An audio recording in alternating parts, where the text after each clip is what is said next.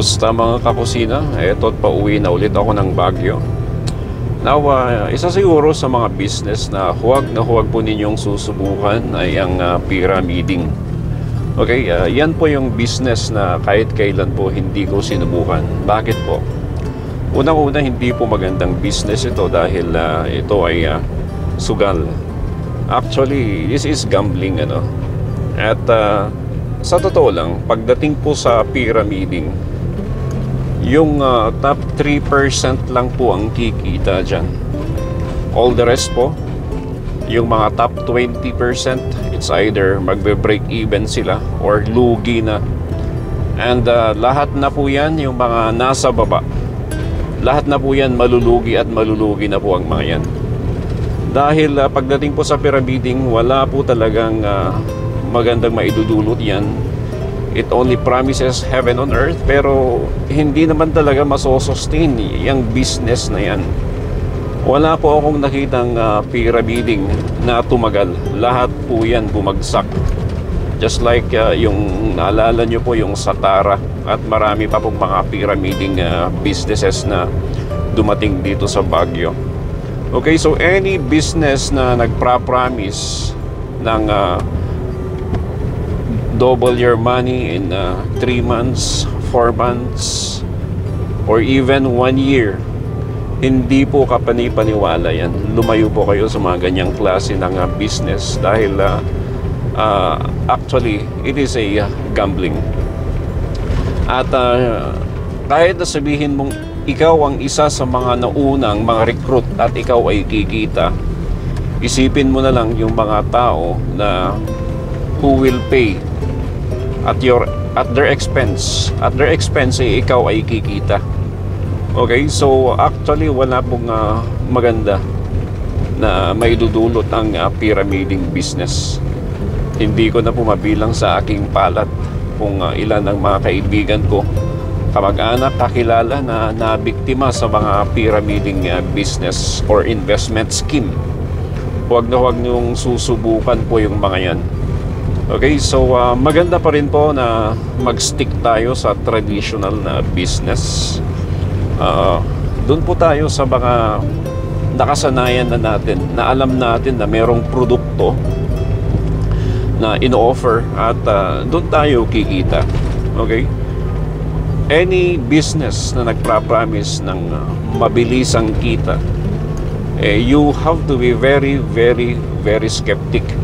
And as much as possible, layuan nyo po yung mga yan. Dahil kahit sabihin mong ikaw ang isa sa mga nauna na na-recruit at naging member at ikaw ay kumita, you know what, lahat ng mga nasa baba malulugi na po ang mga yan. And yun po yung dapat po nating isipin.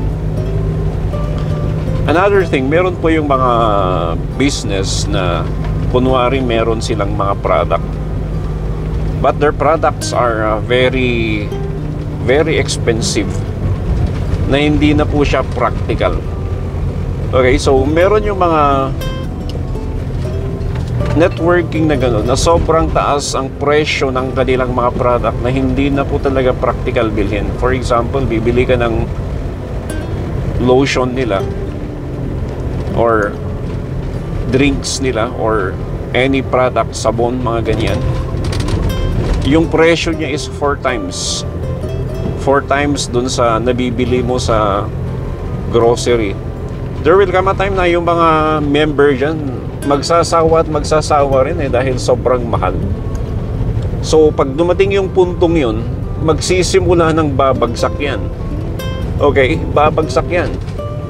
At kawawa yung mga member na nakapag-member na.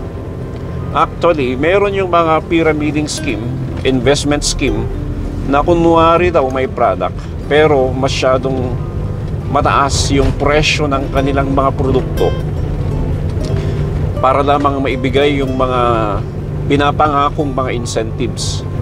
Pero ang mangyayari kasi dito, there will come a time, darating yung panahon na magsasawa rin yung mga bumibili dahil sa sobrang mahal. And when that time comes, magsisimula na pong babagsak. Okay, so it's always good na manatili pa rin tayo sa traditional na paraan ng pagninegosyo. Although meron naman talaga yung mga legit na, for example, yung mga insurance, yung mga ganon na investment, yung mga